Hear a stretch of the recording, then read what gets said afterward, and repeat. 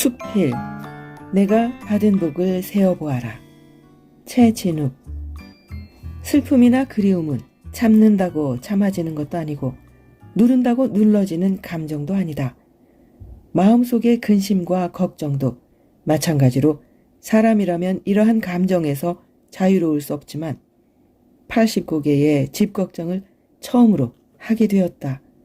이 정권의 부정적 평가 1위가 부동산 정책의 실패이듯이 25번 이상의 새로운 정책을 내놓았지만 그때마다 아파트 가격은 한층 더 고공행진이고 전월세 대란이 날로 심해지고 있는 요즘이다. 값이 오르고 오른 만큼 값을 지불한다고 해도 그렇게 되면 주인이 처벌받는다니. 임대인과 임차인 양쪽도 다 힘들어지는 상황이 만들어지며 전셋값이 계속 뛰더니 2년여 동안 거의 2배 가까이 뛰었다. 그러다 보니 나 또한 5개월째 전셋집을 묻고 있었다. 아파트 단지 근처에 포진하고 있는 수십 개의 중개소를 돌고 부탁하였으나 허사였다. 의식주는 인간의 삶의 가장 필수 요건인데 몸 담을 집은 그 중에서도 으뜸이다. 사람 사는 세상에서 그래도 집을 구할 때까지는 참고 기다려주리라 믿었던 나의 기대는 여지없이 묵살되고 비로소 나는 사람들이 들고 나는 데에는 시간의 약속이 선행되어야 한다는 사실을 알게 되었다. 나는 한 집에서 50년 가까이 살아서 이사의 기초적인 상식도 없었다. 아늑한 쉼터가 되어야 할 집은 이제 나에게 가시방석이 되었고 좌불안석의 상황에서 근심의 나날이 빠르게 흘러가고 있었다. 그동안 고마움을 모르고 당연하게 누려왔던 행복은 너무 익숙해져서 나와 같은 고통을 겪었을 이웃들의 상황은 보이질 않았다. 나는 나밖에 모르는 관연한 유아로 살아왔음을 깨달았고 그 상황이 되고 나서야 비로소 막다른 길에 내몰린 사람들의 고통을 공감하게 되었다. 하나님께 호소하는 시간이 길어졌다. 하나님의 음성이 들렸다. 내가 헐벗었더냐, 굶주렸더냐. 나는 너의 이름을 내 손바닥에 새기고 지켜보았다. 내 귓가에 다시 소곤거리셨다. 그동안 내가 받은 복을 세어보아라. 고마움을 모르고 덥석덥석 받는 데에만 익숙했던 내 자신이 너무 부끄러워 눈물이 쏟아졌다. 하나님은 언제나 내 기도에 응답하셨다. 내 등에 짐을 지고 그 무게를 느껴보아야 남의 등에 진 짐이 얼마나 무거운지를 가늠해 볼 수 있었습니다. 하나님, 감사합니다. 비로소 내 입에서 감사가 새어나왔다. 그동안 나를 괴롭혔던 중압감은 내 욕심이 낳은 결과였다. 그리고 나는 2년 전에 살던 집으로 이사할 결심을 했다. 그리고는 월세를 준 세입자, 보증금은 벌써 바닥났고 몇 달째 월세도 못 내고 있는 총각을 찾아가 내 형편을 설명했다.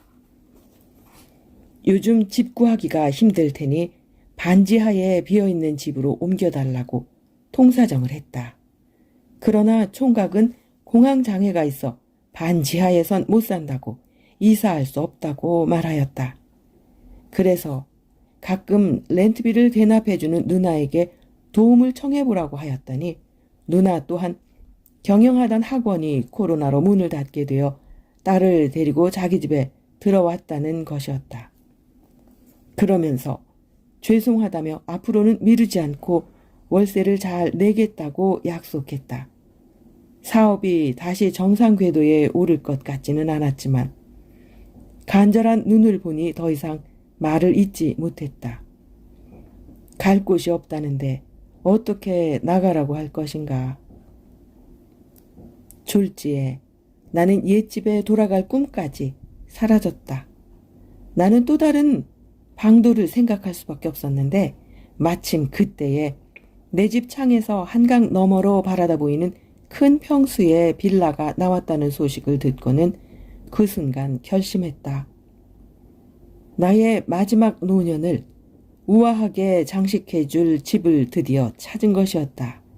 심지어 이사 날짜도 맞추어 주겠다니 그보다 좋은 조건은 없다고 생각하고 즉시 은행 융자를 신청했는데 조건이 안 된다는 것이었다. 오랜 세월 재산세와 종합소득세로 이미 반 이상을 국가에 납부한 성실한 납세자가 이제 인생의 황혼기를 넓은 집에서 아이들과 지내고 싶어 은행에 항의했다. 언제든 은행 돈을 쓰라며 이자도 비싸지 않다고 하더니 일생에 단 한 번의 간곡한 요청을 단칼에 묵살하다니 어쩔 수 없이 나는 여의도 전체를 조망할 수 있는 월드 메리디앙이란 다소 이국적인 이름의 멋진 집을 포기해야 했다.